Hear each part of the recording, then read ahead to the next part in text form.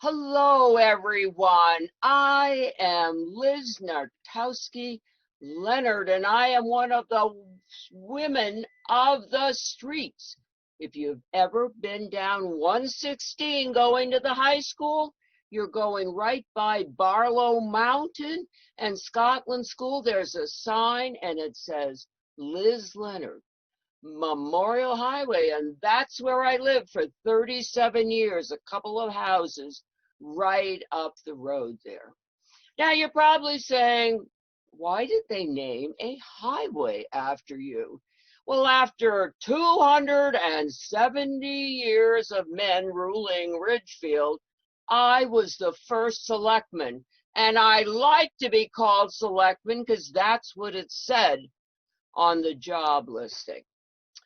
Well, anyway, I want to start at the beginning. I was born not in the area of Flushing, Queens. Loved to write all my life.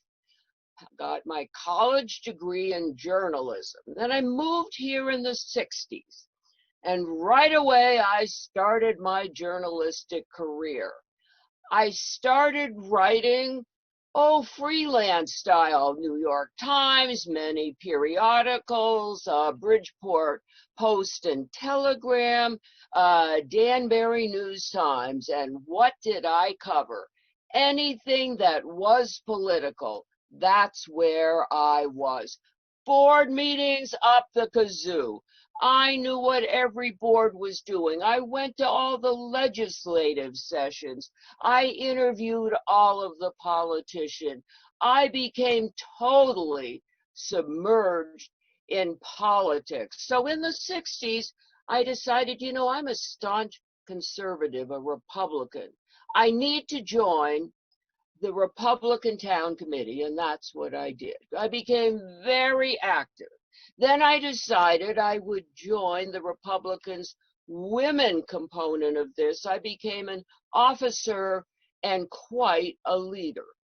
Well, they asked me then if I would join the Charter Commission. Oh, what a learning curve that was for me.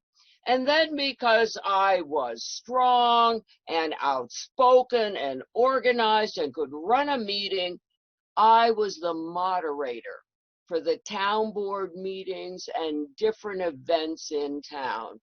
I loved these jobs. Well, also in 1960, I married Jim Leonard. He was the principal of Branchville Elementary School.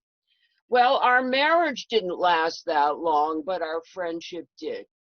At the end, when I was hospitalized in Danbury Hospital, who was there every day for me? Jim Leonard.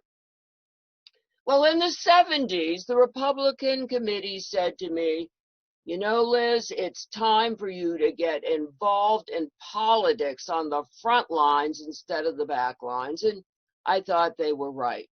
So I ran and I got a seat in the House of Representatives for the 11th District. Now, any woman who gets in politics is going to have some sort of a situation with men, going to have to work 3 times harder. And that's what I did. I was in for 2 terms and everyone knew who Liz Leonard was. Well, I also had many names, and my names these were nicknames. The first one was Stud. How did I get that strange name? Well, at the time, we were voting on whether or not the highways should allow snow tires with studs. Now, back in the 70s, the roads were horrible. There weren't great plows, there weren't chemicals and all. And I stood up and I said, well, maybe you studs don't need studs, but there's a lot of people that do. Oh, the laughter, the comments that went on in the legislative body. And I said, wait a minute there. This is serious business. You either absent yourself from the congressional chamber or you abstain from the vote. The vote went my way. I also had the nickname of Bud BUDD. Anything that I fought for, I gave 300% to. One man said, I just vote for Liz so I don't have to hear from her. Well, anyway, there was no really good transportation between Danbury and Norwalk. And there were these new Bud diesel engines that were good with fuel and the climate, and they just had so much going for them that places all over the United States were using them. I researched them. I visited them. I went to the company and I talked about them in Congress. Well, they finally voted. And on the day that the first train was going to run from Danbury to Norwalk, we had this great christening. I had a big bottle of pink champagne and I smashed it against the head of the engine. Everybody cheered and they said, Liz, that first train is now named Lizzie after you. Oh, I was so proud. I also remember when I was in the legislative body, 8 hours nonstop, nobody left, 1 o'clock in the morning, discussing living wills. With tears in my eyes, I told my story of my beloved mother, who became paralyzed due to a stroke, had every illness possible, was hooked up to tubes. How would she have wanted her life to end? What law would we have passed for her? I got this law passed. I was very happy. It was in my mother's honor. The other thing, oh my goodness, I fought for forever. No state income tax. Low Weicker, when he was governor, said, this income tax is just going to be temporary. You don't have to worry. It was never temporary. And I continued that fight. We've got to bring in business and industry. We cannot have a state income tax. Wasn't so successful with this. After 2 terms, I decided I don't want to travel to Hartford. I want to write more, and I'm interested in the town. Well, this is in the 70s, end of the 70s, and they said, you know, Liz, I think you are ready to run for First Selectman. I said, I think I am too. Now, what was so amazing, there had never been a woman. And now it was Lillian Moorhead, an amazing woman, bright, knew what it was all about, couldn't have been a better legislator. She was the Democratic candidate, and I was the Republican candidate. Now, this was tough. It was a strong battle. I only won by 1,500 votes. And people said, you know, Liz, why I think you won? I had the worst arthritis ever. Even when I was young, I would drive my car to someone's house. I would walk. I would knock on the door and I would stand and talk to them about issues, how they felt, how I felt, how we could come together. I had teas, I had coffees, I wanted to communicate. I wanted to engage with the people in Ridgefield. I was big and brassy and bold. And I'm not putting Lillian down because she was the most amazing person. But she was soft-spoken. She was gentle. She was very laid back. While I was in office, we were good friends. We worked together. We didn't always agree. But I admired her and she admired me. She helped me so much. She had been on the Board of Selectmen before I became the lead. Well, anyway, I'm now in office 2 terms. What do I have to deal with in the 80s? Oh my God. The town was bursting at the seams. We needed schools, schools, and more schools. The schools we had were in bad repair. I had to focus on schools, rebuilding new ones, and refurbishing the old ones.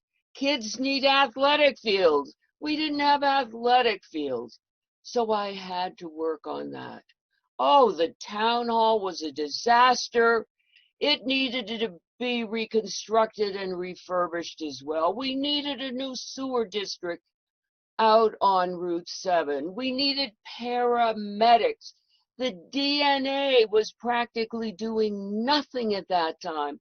There was nothing for the older people. Started Ballard Green so that we had housing for the senior citizen, congregate housing for seniors on Prospect Bridge. I looked at the young people, the schools and the athletics, and I looked at the old people and the housing and the hospitalization. And then for those in the middle, I fought for the lowest taxes possible, bringing in businesses, changing the tax base. We had the lowest tax increases ever when I was there. $700,000 I left in savings for the town. I probably would have stayed. I would have run for more years of office. I loved it. My arthritis had overcome me, and I didn't realize it at the time, but I had lung cancer. I stepped down, but I did stay on the Board of Selectmen, and I did as much as I could to support those issues that were so important to me. I also, because I could write, I did the 75th anniversary history of the fire department. Wasn't a bestseller, but it was needed. I also wrote endlessly promotions and brochures and ads for bringing more business and industry to Ridgefield. I also not only promoted the DNA, I worked as a volunteer. We didn't have Roar at the time, but we did have an animal shelter, and I volunteered my time there. And since I was known as Miss Red, White, and Blue because I was so patriotic, I was no longer able to march in the patriotic parades in Ridgefield, but I rode in convertibles and I proudly waved my flag. I couldn't have had any better accolades. Chamber of Commerce, highest service awards ever. The Kiwanis Club, service above self.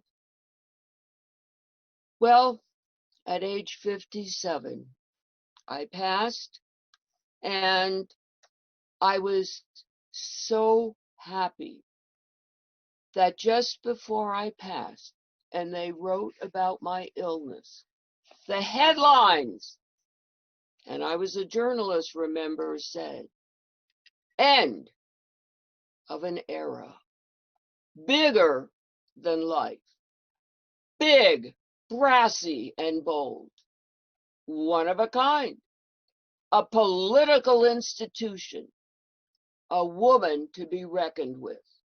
Ridgefield politics will never be the same. Red, white, and blue lady." But of course, remember, we're going full cycle. That sign, the Liz Leonard National Memorial Highway. Well, there were only 3 other people that had a memorial highway in Ridgefield. They were Dick Venus, the beloved historian in town. They were Maurice Sindak, one of the largest and most famous children's authors, and they were from the police chief, Leegee, who was so beloved in town. So each of these people were loved, and this sign on the highway showed that I had the love and respect and the power that the rest did. So I hope when you're going down 116, you come to that intersection, Barlow Mountain, Scotland School, you look at my sign.